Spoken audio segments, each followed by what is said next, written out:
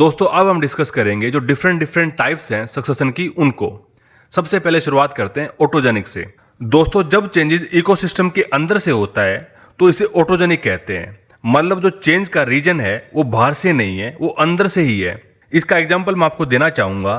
Lichens जो हैं acid release करके रॉक्स को सोइल में बदल देते हैं। सोइल बनने के बाद दूसरी स्पीसीज एस्टेब्लिश हो जाती हैं। यहाँ पे जो ड्राइविंग फोर्स है वो इंटरनल है। अब बात करते हैं एलोजेनिक सक्सेशन की।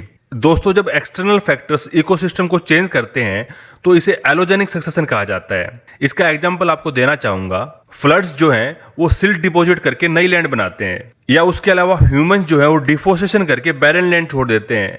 यहाँ पे जो ड्राइविंग फोर्स है वो आउटसाइड द एनवायरमेंट है। अब देखते हैं ऑटोट्रोपिक और हेटरोट्रोपिक सक्सेशन को।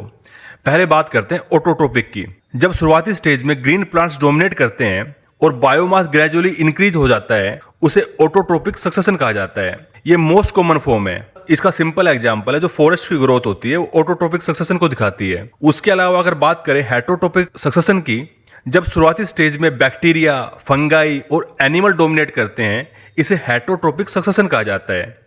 यहाँ बायोमास ग्रेजुअली डिक्रीज करता है क्योंकि प्रोड्यूसर कम होते हैं। ये जो है काफी रेयर है, जैसे कि केव्स के अंदर या ऑर्गेनिक रिच प्लेसेस के अंदर। तो दोस्तों याद रखिए सक्सेशन जो है वो अलग अलग तरह से हो सकता है, लेकिन हमेशा डायरेक्शन, स्टेबिलिटी और क्लाइमेक्स की ओर ही जाती है।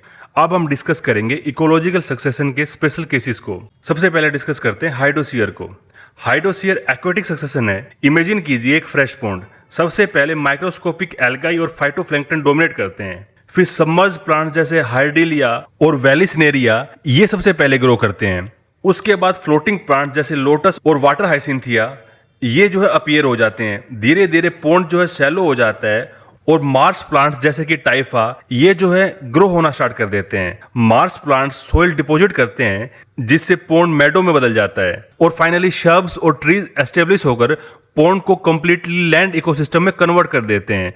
सो बेसिकली पॉन्ड के बाद मार्श, मार्श के बाद मेडो और फॉरेस्ट, इस टाइप से जो सक्सेशन होता है। उसके बाद आता है जीरो सीयर। ये जो है ड्राई एरिया के अंदर होता है। मतलब जब सक्सेशन डेजर्ट, सैंड ड्यून्स या बेर रॉक पर होता है तो उसे जीरो सीयर कहते हैं। सबसे पहले लाइकेंस अपीयर करते हैं, फिर मोसिस सोइल को थोड़ा फर्टाइल बनाते हैं।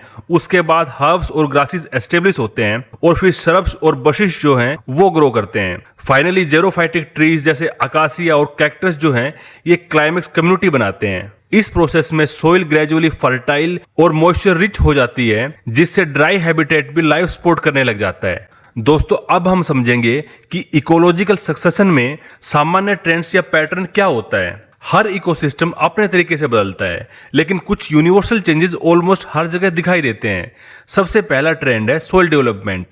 जब बेयर रॉक या बैरन लैंड पर सक्सेशन शुरू होता है तो वहां सोइल ऑलमोस्ट अब्सेंट होती है। लाइकन्स और मोसेस जैसे पायनियर स्पीसीज धीरे धीरे ऑर्गेनिक मैटर ऐड करते हैं और रॉक को तोड़कर सोइल बनाते हैं। जैसे जैसे सक्सेशन आगे बढ़ता है सोइल डेप्थ बढ़ती जाती है, उसकी फर्टिलिटी इंप्रूव होती है और उसमें अधिक हम्स और न्यूट्रिएंट जमा हो जाते हैं। दूसरा जो ट्रेंड है वो है मॉइस्चर रिटेंशन का बढ़ना।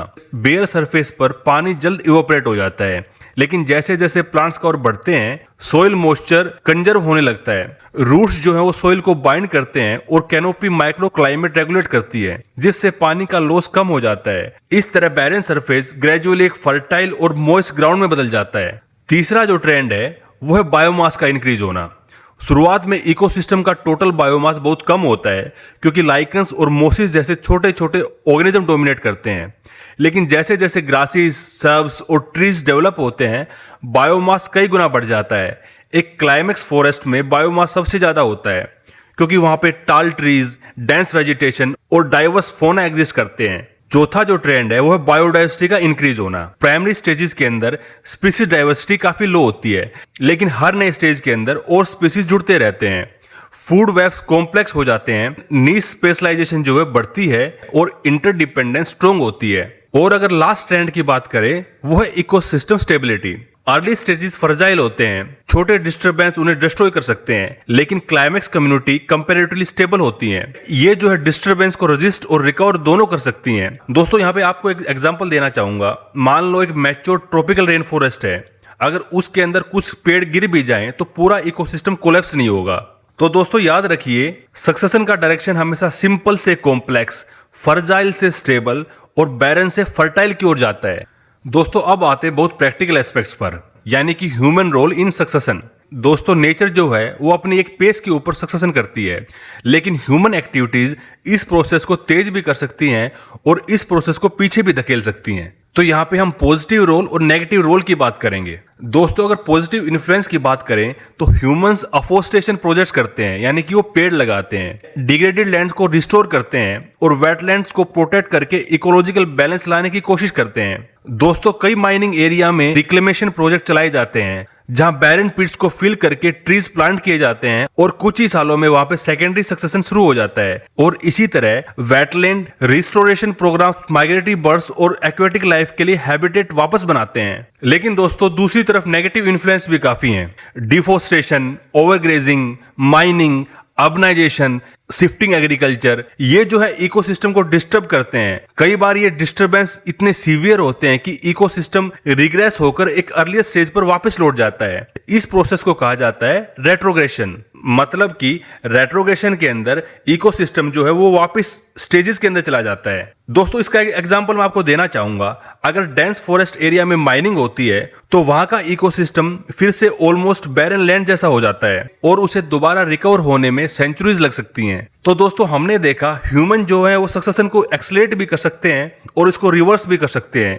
ये हमारी चॉइस के ऊपर डिपेंड करता है। दोस्तों अब हम बात करेंगे इकोलॉजिकल सक्सेशन के इंपॉर्टेंस की। ये सिर्फ थ्योरेटिकल कॉन्सेप्ट नहीं है, बल्कि प्रैक्टिकली इकोसिस्टम की हेल्थ और मैनेजमेंट समझने का एक पावरफुल टूल है। सबसे पहली इंपॉर्टेंस है इकोलॉजिकल रिस्टोरेशन। जब कोई लैंड डिग्रेड हो जाती है, जैसे माइनिंग, ओवरग्रेजिंग या डिफोरेस्टेशन से, तो सक्सेशन प्रिंसिपल हमें बताते हैं कि किस तरह स्टेप बाय स्टेप उस लैंड को फिर से प्रोडक्टिव बनाया जा सकता है। दूसरी इंपॉर्टेंस है बायोडाइवर्सिटी कंजर्वेशन।